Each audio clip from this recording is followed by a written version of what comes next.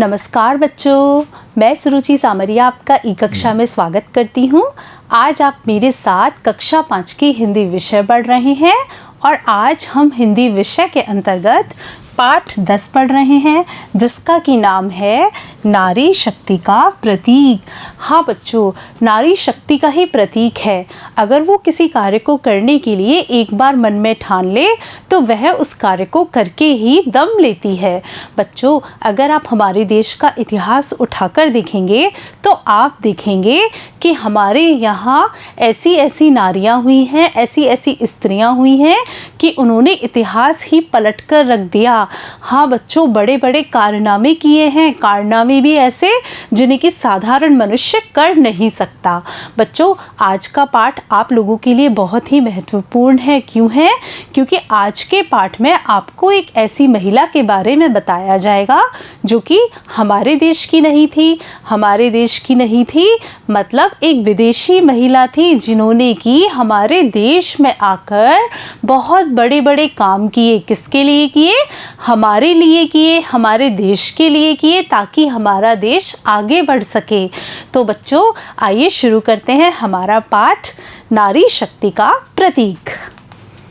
देखिए, अपने देश की बहुत कुछ कर गुजरने वाली महिलाओं से हमारा इतिहास भरा पड़ा है, परंतु एक विदेशी महिला ने भारत के लिए जो कार्य किया वह अनूठा है।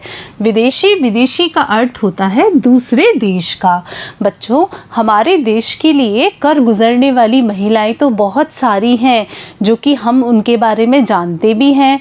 जैसे कि देखिए, झांसी की रानी लक्ष्मीबाई, जिनके बारे में आप जानते हैं कि इन्होंने अंग्रेजों का विरोध किया था, अंग्रेजों के विरुद्ध संघर्ष किया था।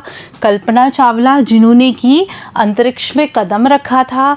श्रीमती इंदिरा गांधी, जो कि हमारे देश की प्रथम महिला प्रधानमंत्री थी। इस तरह बहुत सारी महिलाएं हैं जिन्होंने कि हमारे देश की प्रगति में अपना योगदान दिया है। लेकिन आज हम एक ऐसी महिला के बारे में पढ़ रहे हैं जो कि विदेशी है। विदेशी यानी दूसरे देश की महिला है जिसने अपने देश से आकर हमारे देश के लिए कार्य किया। हाँ बच्चों, भगिनी निवेदिता स्वामी विवेकानंद से प्रभावित होकर उनके आह्वान पर भारत की महिलाओं को शिक्षा प्रदान करने के लिए आई थी। बच्चों, आह्वान का अर्थ होता है पुकार या बुलावा। बच्चों, मैं जिस महिला की बात कर रही हूँ उस महिला का नाम है भगिनी निवेदिता। आप जो ये चित्र देख रहे हैं यह भगिनी निवेदिता का है, जो कि हमारे स्वामी विवेकानंद जी के बुलाने पर, उनके आग्रह किए जाने पर अपने देश से हमारे देश आई थी। क्यों आई थी? हमारे देश की महिलाओं को शिक्षित करने। हाँ बच्चों, जिस समय ये भारत आई थी उस समय हमारे देश की स्थिति बहुत ही विकट थी। हमारा देश अंग्रेज़ों का गुलाम था तो हमारे देश की जो महिलाएं हैं उनकी स्थिति भी बहुत अधिक खराब थी, वो अशिक्षित थी। तो ये जब भारत आई तो इन्होंने हमारे देश की महिलाओं को शिक्षित करने का प्रयास किया। देखिए, उनका जन्म आयरलैंड में हुआ था, परंतु उन्होंने भारत भूमि में अपनी मातृभूमि के दर्शन किए। बच्चों, मातृभूमि कहते हैं जन्म भूमि को। हाँ बच्चों, उनका जन्म तो आयरलैंड में हुआ था, लेकिन जब वो हमारे देश में आई तो हमारे देश को ही उन्होंने अपनी मातृभूमि माना और उसके लिए कार्य किया। भारत की बेटी बनकर स्वतंत्रता आंदोलन में क्रांतिकारी भूमिका निभाई। हाँ बच्चों, ये जो महिला थी यह आयरलैंड से आई थी। आयरलैंड से जब ये भारत आई तो इन्होंने भारत की बेटी बनकर कार्य किया। क्या कार्य किया कि जिस समय ये भारत आई थी उस समय हमारे यहाँ स्वतंत्रता आंदोलन चल रहा था। इन्होंने स्वतंत्रता आंदोलन में भाग लिया, भाग लेकर इस आंदोलन को आगे बढ़ाने में अपना योगदान दिया। उनका पूरा नाम मार्गरेट एलिजाबेथ नोबल था। हाँ बच्चों, जो हमारी भगिनी निवेदिता है उनका पूरा नाम मार्गरेट एलिजाबेथ नोबल था। उनके पिता का नाम सैमुअल रिचमंड नोबल तथा माँ का नाम मैरी इज़ाबेला था। बचपन में ही इनके माता पिता का देहांत हो गया था। हाँ बच्चों, ये जो भगिनी निवेदिता थी, इनके माता पिता का देहांत इनके बचपन में हो गया था। बचपन का मतलब जब ये छोटी थी तभी इनके माता पिता का देहांत हो गया था। इनका लालन पालन नाना हैमिल्टन द्वारा किया गया था। हाँ बच्चों, इनको इनके नाना जी ने पाला था। हैमिल्टन आयरलैंड के स्वतंत्रता आंदोलन के प्रमुख सूत्रधारों में से एक थे। बच्चों, आयरलैंड में भी हमारे देश की तरह ही स्वतंत्रता आंदोलन चल रहा था और इनके जो नाना जी थे वे भी आंदोलन में भाग लेने वाले प्रमुख व्यक्ति थे। कहाँ पर थे? आयरलैंड में थे। मार्गरेट की शिक्षा लंदन चर्च के आवासीय विद्यालय में हुई। बच्चों, इनके जो नाना जी थे वो एक क्रांतिकारी थे, एक आंदोलनकारी थे, इसलिए इनके नाना जी ने इनकी शिक्षा का प्रबंध लंदन चर्च के एक आवासीय विद्यालय में किया। आप जानते हैं आवासीय विद्यालय क्या होते हैं? बच्चों, आवासीय विद्यालय में शिक्षा के साथ साथ रहने की भी व्यवस्था होती है, यानी जो बच्चे उस विद्यालय में प्रवेश लेते हैं वहाँ वो पढ़ाई भी करते हैं और वहाँ रहते भी हैं। मार्गरेट को शिक्षण का कार्य अच्छा लगता था, अतः 17 वर्ष की उम्र में ही एक विद्यालय में पढ़ाने लगी। वह स्वयं द्वारा विकसित पद्धति से शिक्षा दिया करती थी। पद्धति का अर्थ होता है तरीका। बच्चों, ये जो मार्गरेट थी उनको शिक्षण का कार्य बहुत अच्छा लगता था, यानी उनको बच्चों को पढ़ाना बहुत अच्छा लगता था और इन्होंने बच्चों को पढ़ाने के लिए खुद का एक तरीका बना रखा था। उस तरीके के आधार पर ही ये बच्चों को शिक्षा दिया करती थी। देखिए, धर्म में रुचि होने के कारण चर्च की गतिविधियों में भाग लेती थी तथा अधिकांश समय अध्ययन, मनन एवं सत्य की खोज में ही लगाती थी। बच्चों, ये एक बहुत ही धार्मिक महिला थी। इनके पास जितना भी समय होता था उसमें से ये जब कभी भी चर्च में धार्मिक गतिविधियां होती थी उनमें ये बढ़ चढ़ कर हिस्सा लेती थी और उसके बाद जितना भी समय बचता था उसमें ये अध्ययन किया करती थी, यानी पढ़ाई किया करती थी, मनन किया करती थी और सत्य की खोज में लगी रहती थी।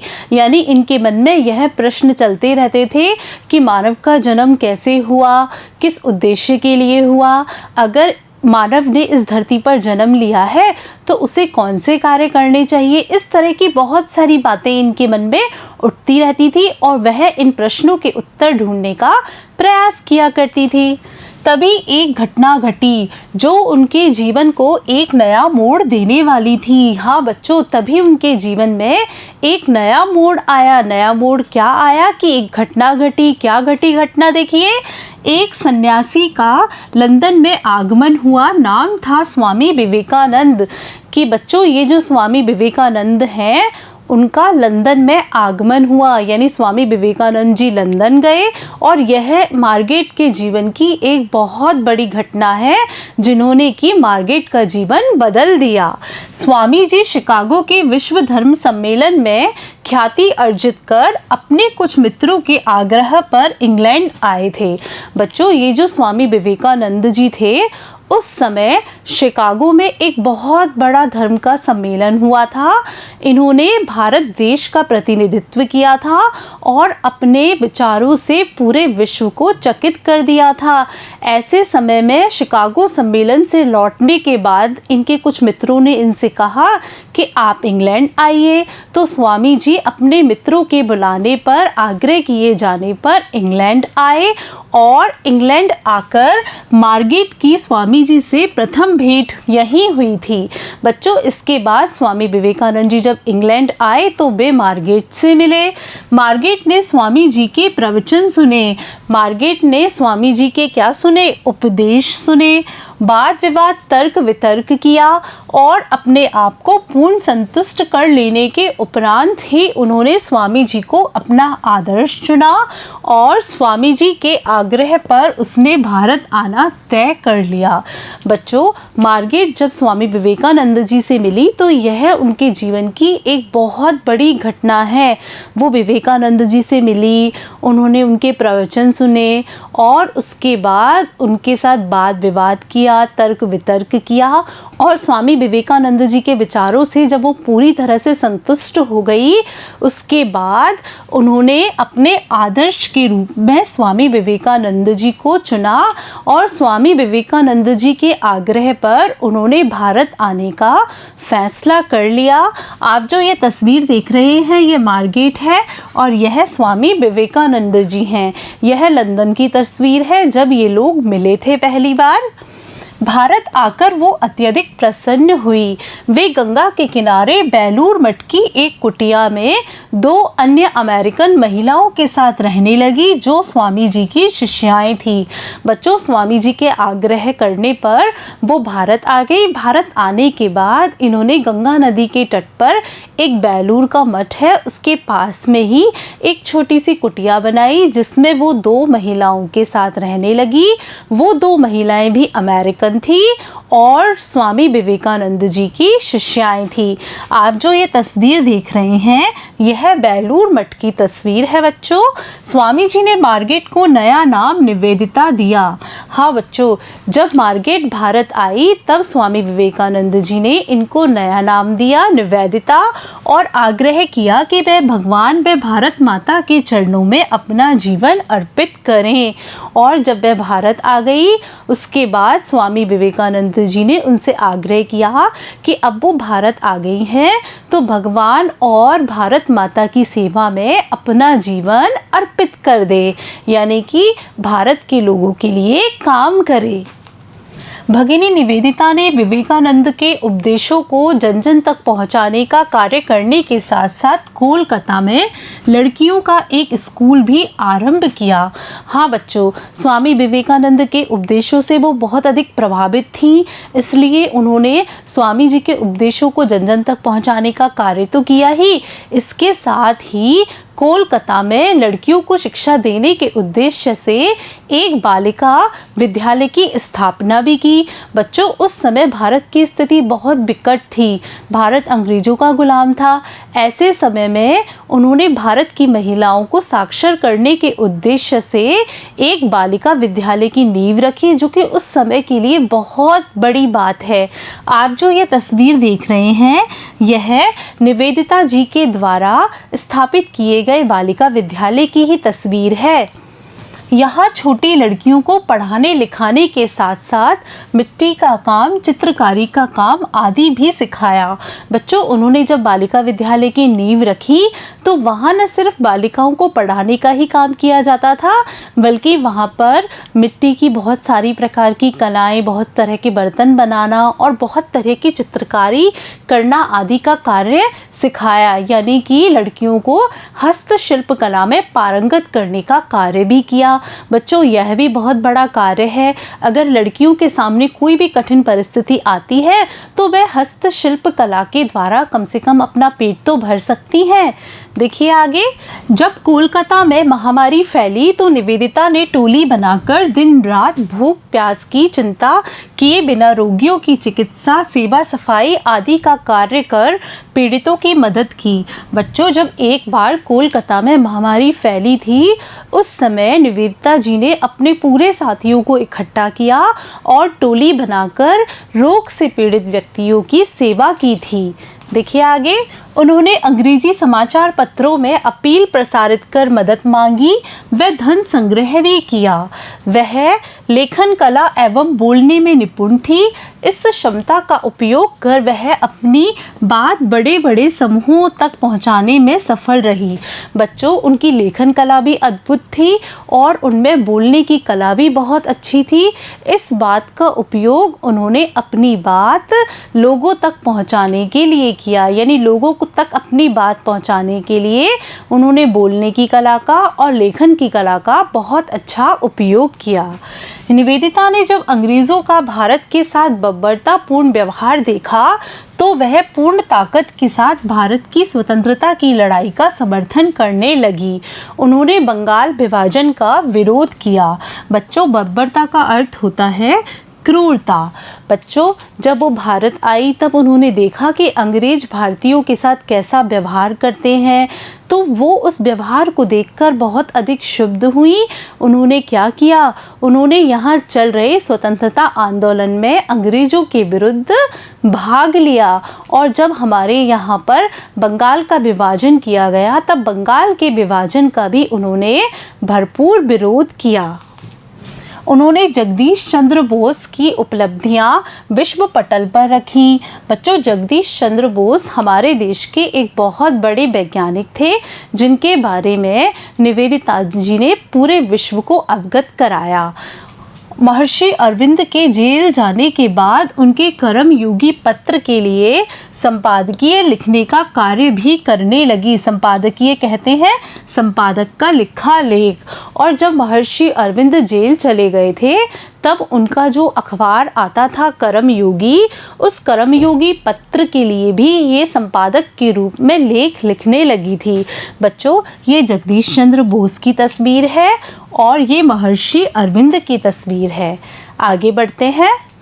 उन्हें भारतीय स्त्रियां अधिक प्रभावित करती थीं। उनमें लज्जा, विनम्रता, स्वाभिमान, सेवा, निष्ठा, ममता आदि की प्रतिमूर्ति दिखाई देती थी। बच्चों, ये भारतीय स्त्रियों के गुण हैं जो किसी को भी आकर्षित कर सकते हैं और इन्हीं गुणों के द्वारा निवेदिता जी भी आकर्षित हुई थी। उन्हें लगता था कि भारतीय स्त्रियों में ये जो लज्जा का, विनम्रता का, स्वाभिमान, सेवा, निष्ठा, ममता आदि के गुण हैं वो बहुत ही अद्भुत हैं। वह समय समय पर महिलाओं को लक्ष्मीबाई, अहिल्याबाई के वीरतापूर्ण कार्यों को भी याद दिलाती थी। बच्चों, वो महिलाओं को बार बार में जागृत करने के लिए झांसी की रानी लक्ष्मीबाई तथा अहिल्याबाई के किस्से भी सुनाया करती थी कि रानी लक्ष्मीबाई कितनी बहादुर थी, अहिल्याबाई ने क्या किया। इस तरह के घटनाक्रमों को वो दोहराती थी तथा महिलाओं को उनकी शक्ति का एहसास कराया करती थी। बच्चों, ये झांसी की रानी की तस्वीर है और ये अहिल्याबाई की तस्वीर है। देखिए, उनकी दृष्टि जाति, प्रांत, भाषा आदि से ऊपर थी, यानी कि वो पूरे के पूरे देश को एक ही मानती थी। भगिनी निवेदिता ने भारत को अपनाने के बाद कभी भी अनुभव नहीं होने दिया कि वह एक विदेशी है। उन्होंने भारत के लिए जो किया वह कोई अन्य नहीं कर सकता था। बच्चों, निवेदिता जी जब भारत आई थी तब एक विदेशी थी, लेकिन भारत आने के बाद उन्होंने इस देश को इस तरह से अपना लिया, इस देश के लिए इतने अधिक कार्य किए जो कि कोई आसानी से नहीं कर सकता। बच्चों, इन्होंने कभी ये एहसास नहीं होने दिया कि वे दूसरे देश से आई हुई महिलाएं हैं। उन्होंने हमारे देश को अपने देश जैसा समझा। वह भी स्वामी जी की तरह ही 44 वर्ष की अल्पायु में नीचे उद्धृत वेद की पावन ऋचाओं का वे सदैव स्मरण करती हुई संसार से विदा हो गई। बच्चों, ये भी स्वामी जी की तरह 44 वर्ष की आयु में ही स्वर्ग सिधार गई, यानी मृत्यु को प्राप्त हो गई। और ये भी स्वामी जी की तरह वेद की एक ऋचा का स्मरण करती रहती थी, उन्हें बार बार दोहराती रहती थी। आप जानते हैं वो वेद की ऋचा कौन सी है? देखिए, है अस्तो माँ सद्गमय तमसो माँ ज्योतिर्गमय मृत्यो माँ अमृतगमय। बच्चों, इसका अर्थ होता है, हे ईश्वर, मुझे असत्य से सत्य की ओर ले चलो, तमसो माँ ज्योतिर्गमय, अंधकार से मुझे प्रकाश की ओर ले चलो, मृत्यु माँ अमृतगमय, और मुझे मृत्यु से अमरता की ओर ले चलो। बच्चों, ये भगवान से रात दिन यही प्रार्थना किया करती थी। बच्चों, आज आपने मेरे साथ कक्षा 5 की हिंदी विषय का पाठ 10 नारी शक्ति का प्रतीक पढ़ा, जिसमें आपने भगिनी निवेदिता के बारे में जाना कि किस तरह से वह दूसरे देश से आई थी, लेकिन उन्होंने कभी भी यह एहसास नहीं होने दिया कि वह दूसरे देश की है। उन्होंने हमारे देश के लिए बड़े बड़े कार्य किए। बच्चों, आप भी उनके कार्यों से प्रेरणा लेंगे और उनकी तरह अपने देश के लिए बड़े बड़े कार्य करने का प्रयास करेंगे। बच्चों, अब हम इस पाठ के अभ्यास प्रश्न अगले भाग में करेंगे। तब तक के लिए नमस्कार बच्चों।